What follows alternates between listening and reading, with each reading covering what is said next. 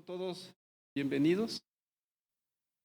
Nos da mucho gusto poderlos ver aquí, a toda la iglesia también.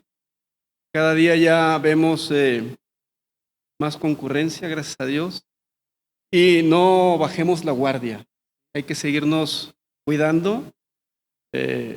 Vemos por ahí noticias, ¿no? En Europa, pues están de nuevo haciendo confinamientos, tomando otras medidas.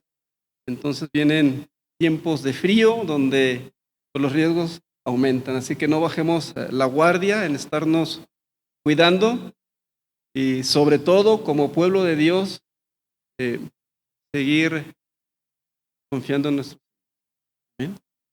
Los tiempos son difíciles. Estamos viviendo en tiempos en los cuales la decadencia que podemos ver es cada vez más notable. Desde el punto de vista del mundo, la sociedad se va modernizando, ¿no? Van avanzando, van mejorando, dicen, y aquí también en nuestro país. Pero ese avance en la sociedad, desde el punto de vista de la palabra de Dios, viene a ser, pues en muchas ocasiones, perversión, rebeldía a las cosas que la palabra de Dios señala como malas. ¿Sí? El mundo les llama buenas. Y desgraciadamente, cuando nosotros como pueblo de Dios debemos de influenciar a los demás, al mundo, resulta al revés. La iglesia está siendo influenciada por el mundo y queremos traer cosas del mundo a la iglesia. Y hoy quiero hablar de eso, ¿no? De esa decadencia que en mi experiencia, ahora sí que en mis 49 años de vida, ¿sí? La veo más que nunca de lo que tengo memoria. Ante avances tecnológicos cada vez más vertiginosos, ¿sí? Ante avances así como les mencionaba en la sociedad, desde el punto de vista de la palabra de Dios, más bien vemos retroceso, pérdida de valores. Y lo vemos también en nuestra nación. Como la decadencia también en nuestra sociedad cada vez es más notable. Y la evidencia, ¿dónde la vemos? Pues en un aumento desproporcionado del crimen en todos los sentidos, ¿sí? Tanto organizado como el común, ¿sí? Lo vemos en desintegración de las familias. Y ya no solamente familias, digamos, comunes o normales, también en las familias cristianas. Desgraciadamente lo vemos. Hoy en día prácticamente no hay, no sé, un salón de clases en donde haya niños ahí que no provengan de padres divorciados, que tienen hasta 2, 3 familias y cada vez más frecuente, y no solamente de matrimonios, digamos, seculares, también en cristianos. Cada vez conocemos más hermanos en Cristo que están teniendo estas experiencias de divorcio, de familias que se descomponen. ¿Por qué? Pues por esa decadencia que cada vez va avanzando.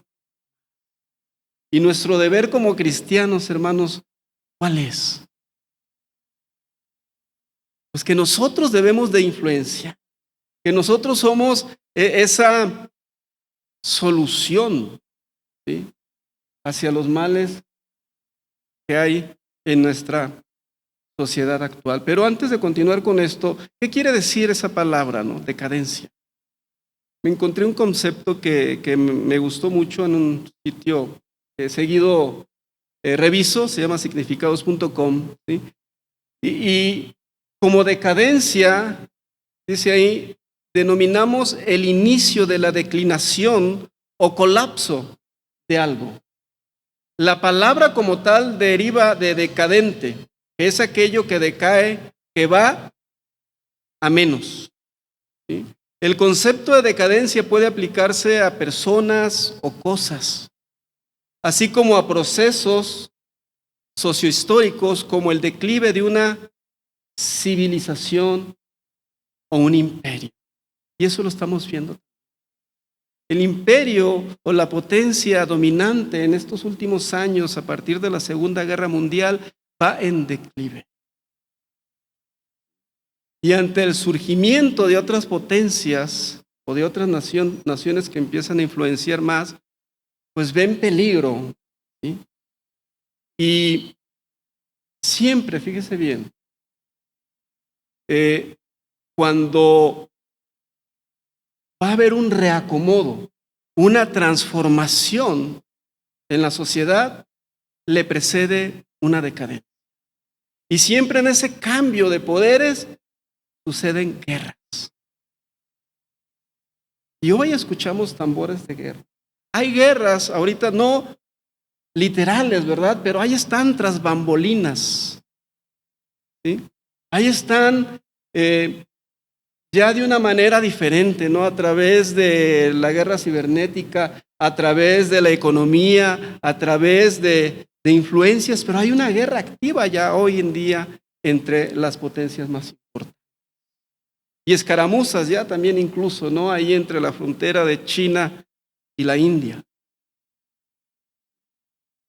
Pero es eso, o sea, esa decadencia que precede a un reacomodo, a una transformación, va a llevar inevitablemente, y más pronto de lo que nos imaginamos, desgraciadamente, a una guerra literal.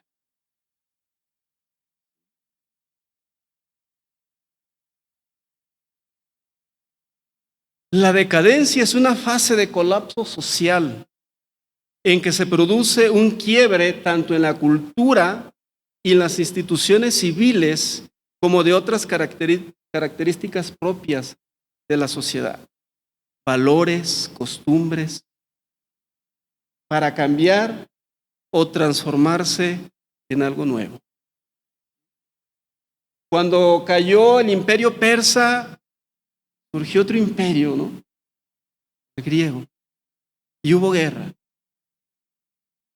Cuando cayó el imperio romano y surgió otro imperio, hubo guerra. Cuando cayó el imperio otomano y surgió otro imperio, hubo guerra. Y así ha habido. Y hoy, cuando estamos, ahora sí que en ciernes de nuevos o nuevo imperio, se vislumbra guerra. Pero ¿cuál es el origen de estas guerras? De eso también quiero que toquemos el tema hoy. Sigo todavía, ya para terminar con esta parte del concepto. En general, se habla de decadencia en referencia al deterioro o descuido de una cosa, en la cual el descuido o el paso del tiempo van causando estragos. Un lugar, por ejemplo, puede considerarse en decadencia cuando hayan pasado sus mejores. Todos los que estamos aquí somos hijos de Dios. ¿Usted se considera hijo de Dios? A ver, dígalo con convicción, levante su mano. Amén, gloria a Dios. Y si hay alguien que aún no tiene esa convicción, gloria a Dios. Pídale a Dios y va a ver que el Señor le va a responder y se va a revelar a usted mismo para que tenga esa convicción, porque, hermanos, es algo que necesita el mundo urgente.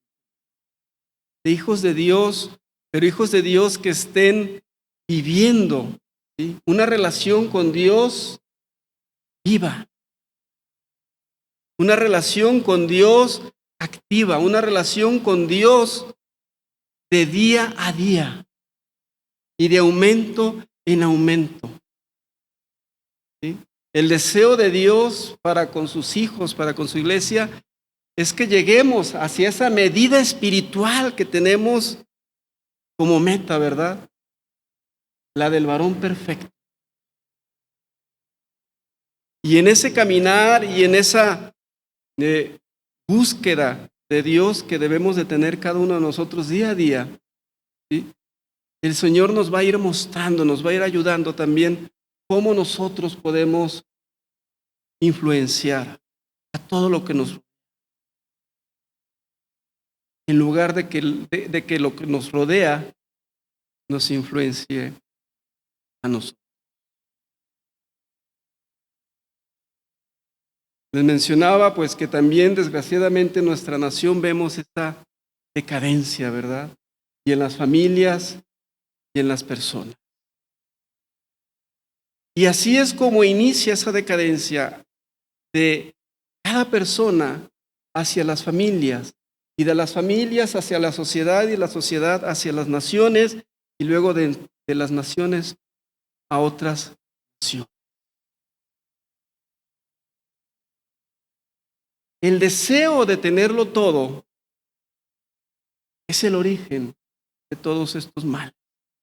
Y eso lo podemos ver claramente ahí en el capítulo 4 de Santiago, que ya hemos visto recientemente. No controlar, fíjate bien, nuestras pasiones es el verdadero origen de la decadencia que estamos. Tú y yo como cristianos, como personas, ¿cuáles son nuestras luchas más fuertes? ¿No es contra nuestro propio interior? ¿Contra esos deseos que surgen en nuestro interior que nos llevan a cometer errores? Ahí surge todo.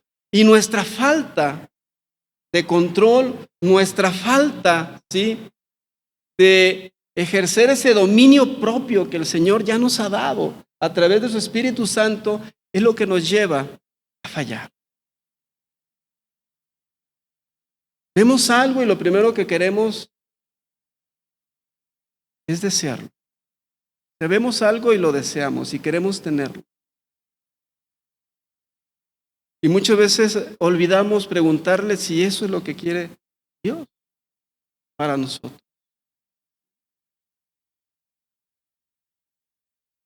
Vamos a ir a la palabra de Dios ahí en Santiago capítulo 4 del 1 al 5. ¿Qué luchas estás presentando tú como cristiano hoy en día? Y en estos días, ¿verdad?, que estamos de Buen Fin. No sé, el viernes, no sé usted cómo vio el tráfico, o sea, todo el día. De aquí de Loma Dorada hacia Cruz del Sur y Conchitas hicimos poco más de 1 hora en la tarde-noche. Ya caray, hay crisis. Pues parece que para las tarjetas de crédito no, ¿verdad? Qué tremendo, o sea. Ya está ahí en Santiago capítulo 4, verso 1. Pregunta aquí el apóstol: ¿de dónde vienen las guerras y los pleitos entre vosotros? ¿No es de vuestras pasiones? ¿Sí? Y aquí pasiones son esos deseos, ¿no?, carnales, ¿sí? El deseo de tenerlo todo, el deseo de tener lo que miramos, ¿sí? El deseo, el codiciar lo que otros tienen.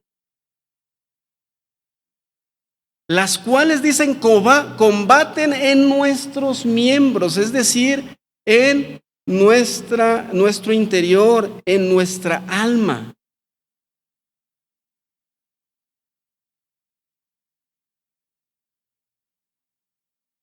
¿De dónde provienen?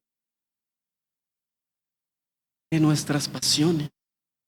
Combaten en nuestro interior, no es de algo que que venga de afuera. Es algo que surge de nuestro interior. Y el que tú domines hace la diferencia.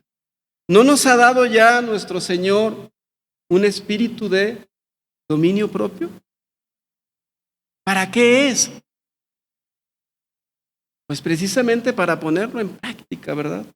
Para dominar ese interior que, fíjate bien, mientras estemos, y eso lo he repetido muchas veces, aquí, en este mundo, va a ser una lucha constante. ¿Por qué? Porque tenemos dos naturalezas. La naturaleza, ahora sí que humana, carnal, con la que nacimos, y la nueva naturaleza que adquirimos cuando creímos en nuestro Señor Jesucristo. Esa nueva naturaleza que provocó una regeneración en nosotros, ¿sí?, no elimina la naturaleza original, pero es más poderosa. ¿Sí? Es más poderosa.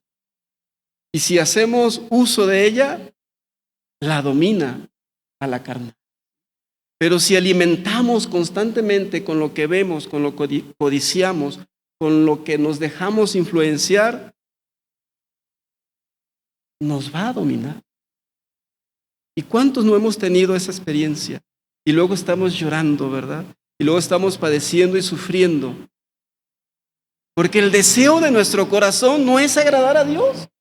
¿Quién de sus hijos, de los que estamos aquí, no tenemos ese deseo de agradar a Dios cada día? El Salmo, ¿verdad? 34:1 que leímos la semana pasada.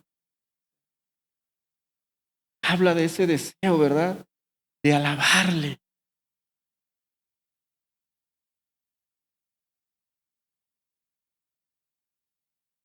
De disfrutar su presencia. De buscarle cada mañana.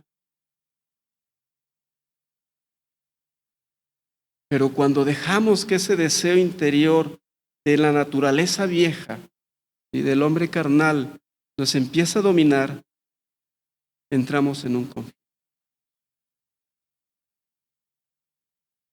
Combaten en nuestro interior como un ejército de soldados acampados en nuestra alma. Codiciar, ¿sí?, es decir, poner la mente y el corazón en algún objeto, ¿sí?, hace que surjan esos conflictos en nuestro interior. Dice aquí, seguimos leyendo, dice en el verso 2, codiciáis y no tenéis, matáis y ardéis de envidia y no podéis alcanzar, combatís y lucháis, pero no tenéis lo que deseáis porque no pedís. Fíjate bien. Se los voy a leer de otra versión que dice así, ese mismo versículo. Son tan envidiosos, el verso 2, que quisieran tenerlo todo.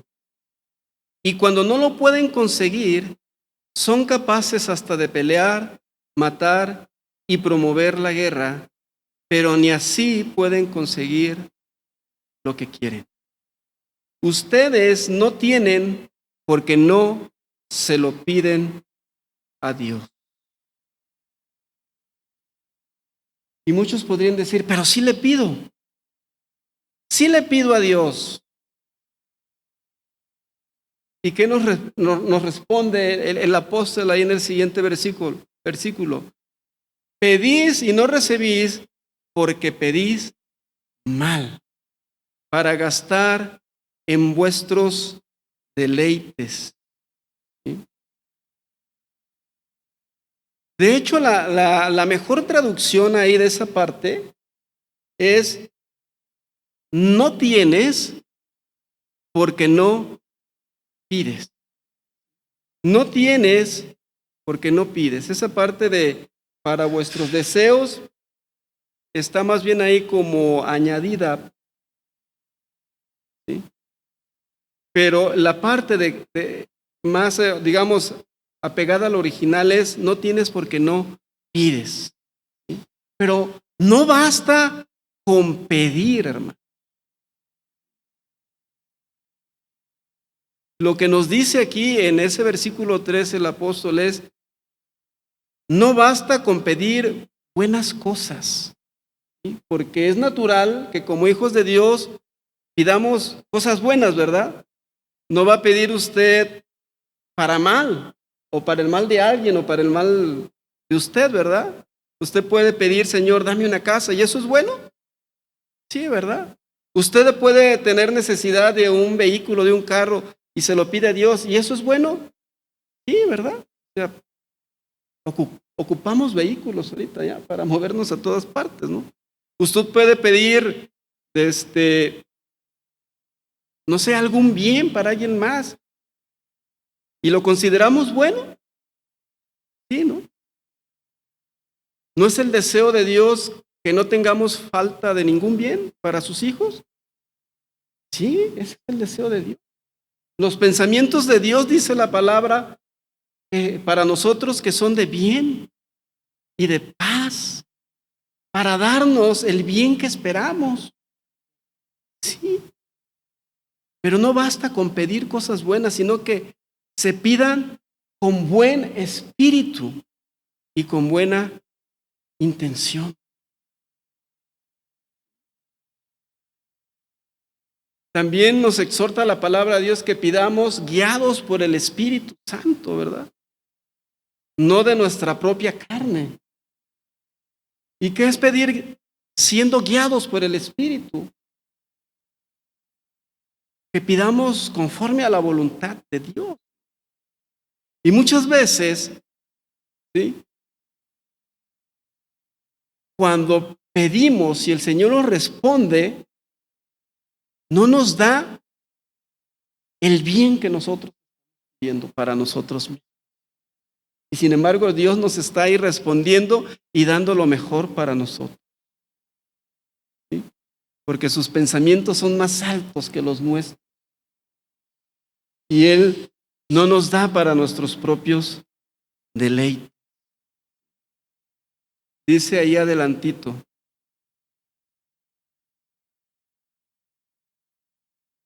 pedís y no recibís porque pedís mal para gastar en vuestros deleites. Y ya expliqué que no basta con pedir cosas buenas, sino que el espíritu con el que lo pedimos y la intención que hay detrás, Dios la ve y lo ve. Dice, oh almas adúlteras. Fuerte. ¿A quién le está hablando aquí? ¿Le está hablando al mundo de allá de afuera? No, le está hablando a su pueblo. Oh almas adúlteras. ¿Qué quiere decir con esto? Que hoy estás con Dios y mañana quieres estar en el mundo. Esa es una alma adúltera. Que hoy le profesas fidelidad a Dios y mañana andas en el mundial peleando la copa. ¿Sí? ¿No sabéis que la amistad del mundo es enemistad contra Dios? Cualquiera, pues, que quiera ser amigo del mundo, se constituye enemigo de Dios. ¿O pensáis que la Escritura dice en vano, el Espíritu que Él ha hecho morar en nosotros nos anhela celosamente? De ninguna manera. O sea, en otras traducciones podemos leer esta parte, ¿sí? Que Dios ama el espíritu que Él puso en nosotros. ¿Cuál espíritu puso Dios en nosotros? El Espíritu Santo. Él ama el Espíritu Santo que puso en nosotros. En consecuencia nos ama a nosotros, ¿sí? Y nos cela. Ese amor que tiene por nosotros hace que su celo sea fuerte, ardiente, poderoso. ¿Sí? Y eso hace que se encienda, ahora sí que su furor cuando entonces somos infieles. Y anhelamos las cosas del mundo cuando por otro lado le decimos, Señor, te amamos. Señor, queremos estar siempre contigo. Y estamos deseando las cosas del mundo. Codiciando, ¿sí? Es decir, poniendo nuestra mirada y nuestro corazón en cosas que bien no pueden ser la voluntad de Dios, aun cuando a nuestros ojos puedan parecer buenas.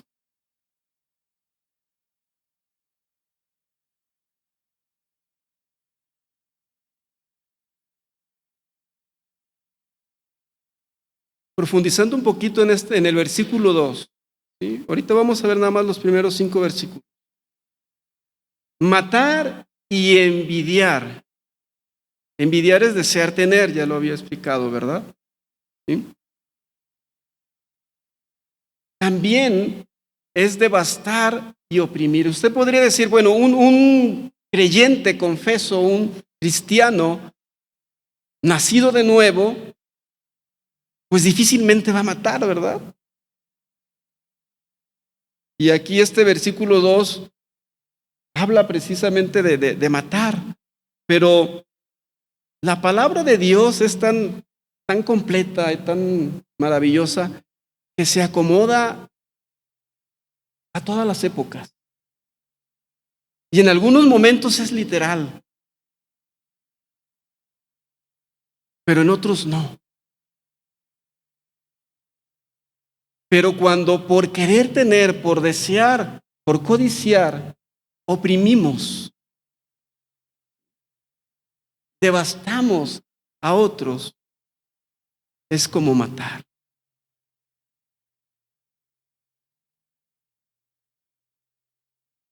Y nos desvía del camino que el Señor tiene para con nosotros.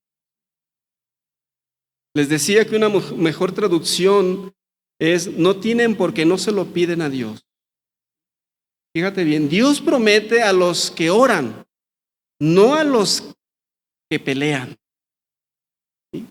La promesa de Dios está para los que oran, para los que le buscan de veras, para los que no piden para sus propios deleites. ¿No dice buscad primeramente el reino de Dios y su justicia? Y todas las cosas que necesitemos nos vendrán, ¿por qué? Pero a veces andamos buscando primero esa añadidura, ¿verdad? Queremos cosas para nosotros, deseamos, queremos, necesitamos, Señor, sí, necesito un carro y sí lo necesitamos, pero Dios quiere que ordenes tus prioridades, que le seas fiel a Él, que des testimonio de la vida de Él en ti, aún en medio de todas tus necesidades, aún en medio de todas tus necesidades. Si te preocupas primero por el reino de Dios, aún por las necesidades de otros, el Señor, siendo fiel como Él es, te va a dar lo que necesites. ¿Cuántos de aquí no tenemos esas experiencias? ¿Sí? Y a veces decimos, ¿dónde está Dios? Y aquí hemos visto tantos milagros, pero como no son tan, digamos, llamativos, quedan ahí como tras bambolinas, como tras telón, ¿sí? Pero ahí están, hermanos, hemos visto muchos milagros actuar en la vida de muchos de los que estamos, tanto en cuestiones de salud, tanto en economía, ¿sí? En restauración. El poder de Dios está vigente y el Señor escucha nuestras oraciones y responde. Pero Él responde a los que oran de veras, no a los que pelean. La petición de los injuriosos, homicidas y contenciosos no es reconocida por Dios como oración. Dice, en resumen, estos 5 versículos, Si oráramos, no habría guerras y luchas. ¿De dónde vienen las guerras y los pleitos? De las envidias, del deseo de querer tenerlo todo. Pero si nosotros oráramos de veras, como Dios quiere, no tendríamos falta de ningún bien, ni tendríamos esa batalla tan pronunciada dentro de nosotros. Amén. Perseveremos, para terminar, en nuestra fe para permanecer y no decaer. Ahí en Hebreos capítulo 10, verso 35 hasta el capítulo 11, verso 1. Vamos a ver qué dice. Hebreos 10, 35. ¿Ya lo tiene? Dice, no perdáis, pues, vuestra confianza, que tiene grande galardón. Dice, no pierdan su confianza. ¿Su confianza en quién? En Dios. Su confianza en Él. ¿Confiar en Él tiene premio? ¿Cuántos no hemos recibido tantos premios por confiar en Él cuando estábamos en nuestro peor momento? Ya les he mencionado en otra ocasión la necesidad que teníamos, ¿verdad?, de un carro. Fíjate bien, y todos los vehículos, cayendo en cuenta ahorita que hemos tenido, el Señor nos los ha dado así de una manera que no lo esperábamos. El primer carro que llegó a mi vida, que fue un Cavalier, edición limitada, 2 puertas, bonito. Yo no lo esperaba, ni tenía el dinero para comprarlo. Y como un programa de fidelidad en el trabajo donde aún estoy, de hecho, nos regalaron una rocola a cada empleado que permanecía 1 año. Y vendí una rocola y compré el carro. Y el último, que tenemos ahorita, el día que llegó ese carro a nosotros, yo jamás me imaginé que iba a regresar a la casa con un carro.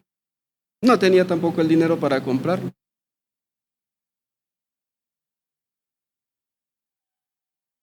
Estaba ahí en mi oficina el director de la empresa y surgió la necesidad, la oportunidad. Dije, yo quiero el carro. Agarró las llaves, me las dio. No tenía dinero para comprar. Gracias a Dios, también me dio el dinero para estarlo pagando. ¿Sí? Y ese dinero para estar pagando ese carro no es del dinero que ya estaba ganando, no. Un dinero que se sumó al sueldo que ya tenía. Dios sabe tu necesidad. Y Él te va a dar lo que de veras necesitas. Pero no te afanes en eso.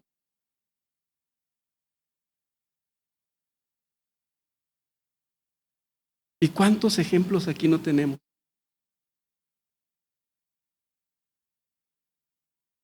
Mis padres, mi papá ya tiene 86 años. Es pastor de una iglesia. Y hubo un tiempo en el que estuvo tan enfermo que el geriatra que lo vio aquí en Guadalajara, ellos viven en Nayarit, nos habló aparte y nos dijo, sus pulmones solamente tienen como el 40% ahora sí, de sanos. Papá está muy mal, váyanse preparando. Pero eso fue ya hace, no sé, 6, 7 años. Y ahí está mi papá, gracias a Dios, con salud. Con los achaques de la edad, ¿verdad? Ahí está. A principios de este mes fuimos a visitarlos y fuimos a la playa. Estábamos ya saliendo, subiéndose al carro. Él usa aparato para escuchar y cuando hablo por teléfono con él le batallo mucho porque no escucha, ¿verdad? Pero se estaba subiendo ya al carro y estaba un señor también ya de edad ahí porque su carro nos estaba estorbando y ya estaba él ahí para moverlo. Y vio a mi papá y le dijo, ¿cuántos años tiene? Y yo le dije, 85. Y él se voltea y dice, 86.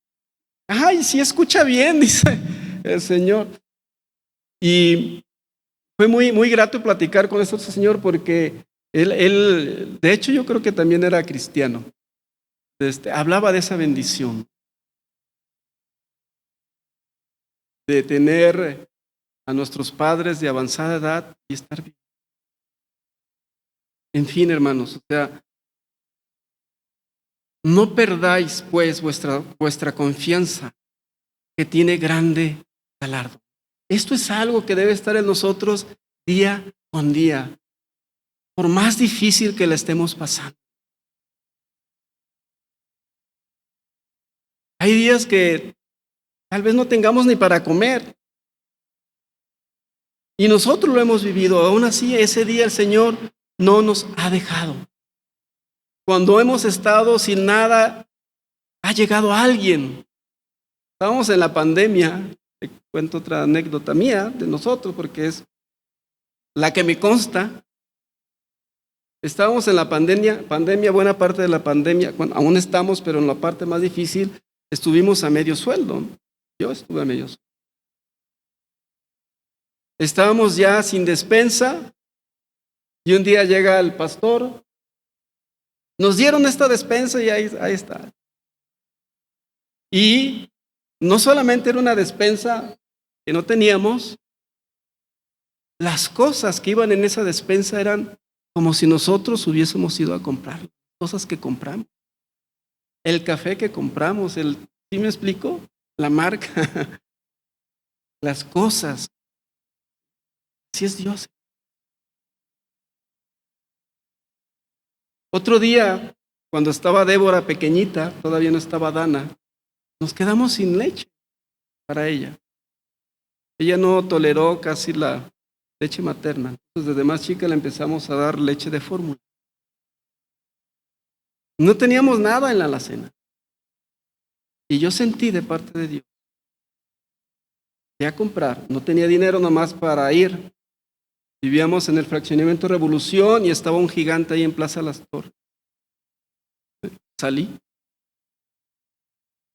y andaba ya ahí escogiendo la leche. No sabía todavía cómo la iba a pagar.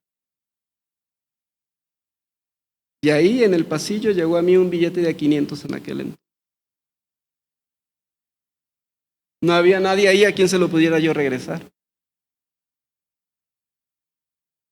Porque lo que me he encontrado así, que veo a quien se le cae o me dan cambio de más, se lo regreso. Y a veces se queda la gente así, ay, gracias, yo lo iba a tener que pagar.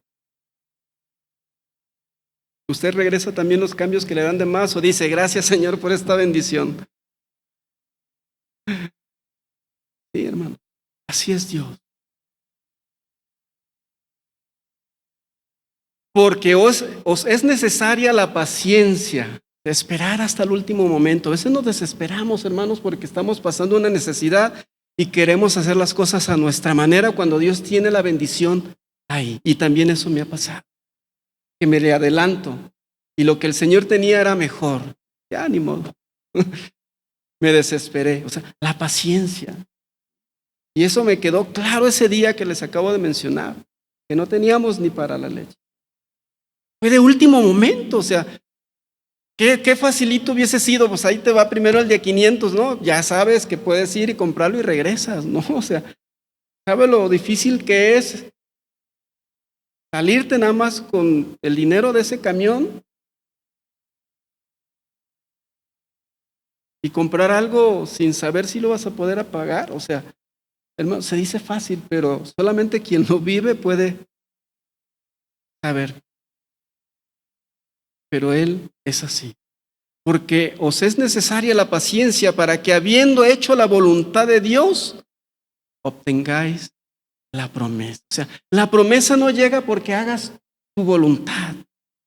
La promesa te va a llegar cuando hagas la voluntad de Él. ¿Sí?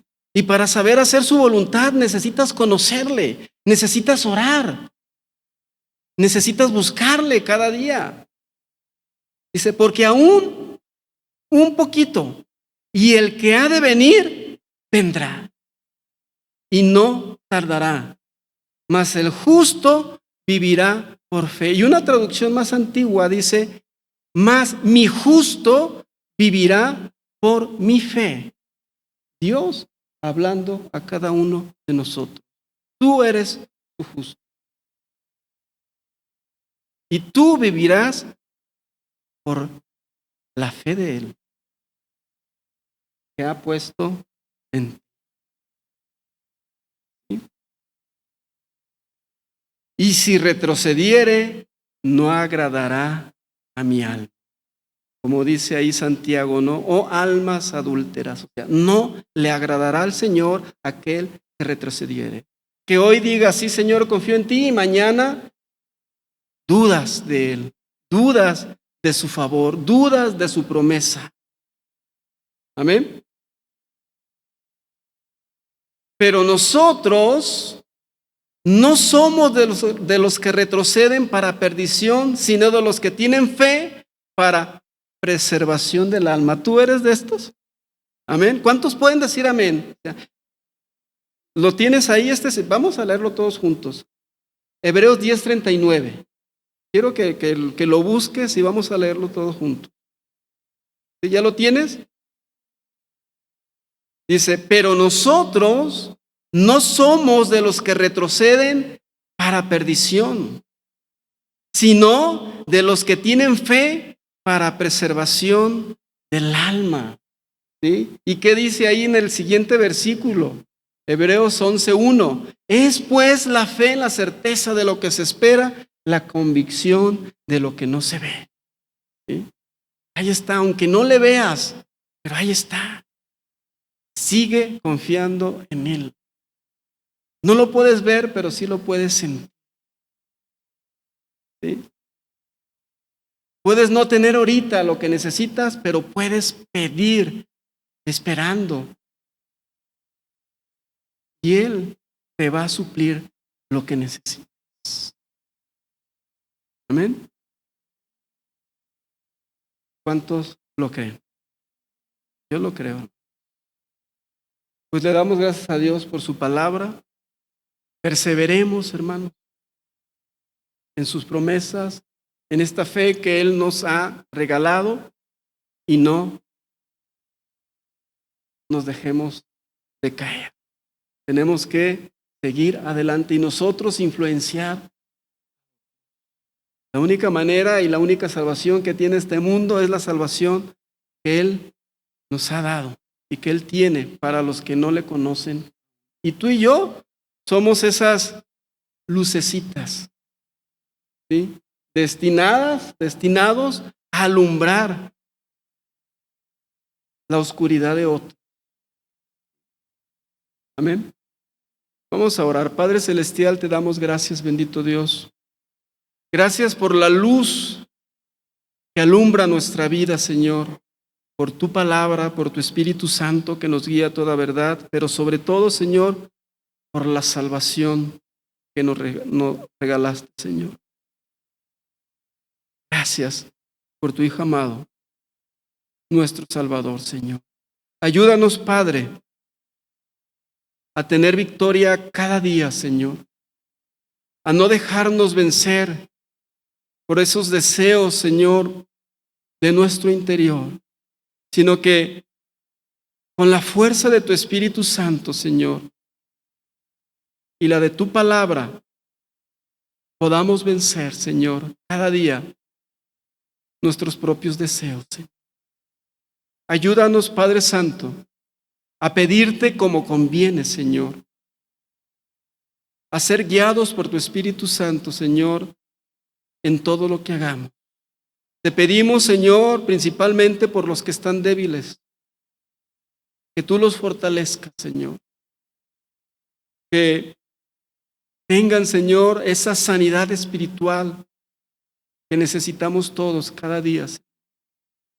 Padre, provee de todo lo que necesitamos. No solamente, Señor, en lo espiritual, pero también en lo material, en nuestras mesas, Señor, en nuestras familias. Aquellos que estén pasando, Señor, por situaciones difíciles a causa de la economía, Señor, provee también en sus mesas. Provee ese trabajo, Señor. Sabemos que son tiempos difíciles, pero no hay nada imposible para ti, Señor. Gracias por la sanidad, por la salud que nos das y por todo lo que recibimos, Señor. En el nombre de Cristo Jesús. Amén. Te pedimos, Padre Celestial, por las ofrendas y por los diezmos, Señor. Que tú bendigas a todo dador alegre, Señor. Y aquellos que hoy no pueden dar, Señor, que les proveas de ese trabajo y de todo lo que necesitan, Señor. Gracias te damos. Bendice, Señor, especialmente a aquellos que nos visitan hoy, Señor. Sé con ellos, tú sabes perfectamente, Señor, sus necesidades. Ayúdales, Señor. Bendíceles, guárdales. Lleva a tu iglesia, Señor, con bien a sus hogares. Que podamos volver a vernos, Señor, el miércoles, próximo domingo, Señor, y podamos estar contentos, alabándote, bendiciendo tu nombre, Señor, sabiendo que tú eres nuestro Rey, nuestro Salvador, quien tiene cuidado de cada uno de nosotros. En el nombre de Cristo Jesús. Amén.